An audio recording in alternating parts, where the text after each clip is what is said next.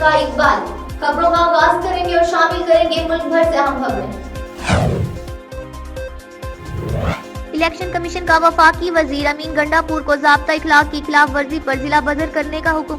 अली अमीन गंडापुर को election act 2017 के तहत दफा 181 की खिलाफ वर्जी पर जिला बदर करने के अहकाम जारी कर दिए।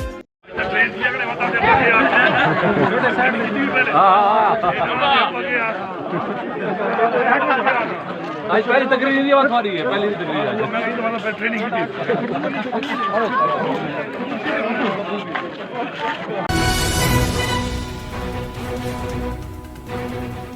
रुस्तम मच्छी रोड पर ट्रैफिक का अलमनाक हादसा, एक नौजवान जाँ बहक, 3 अफराद शदीद जख्मी।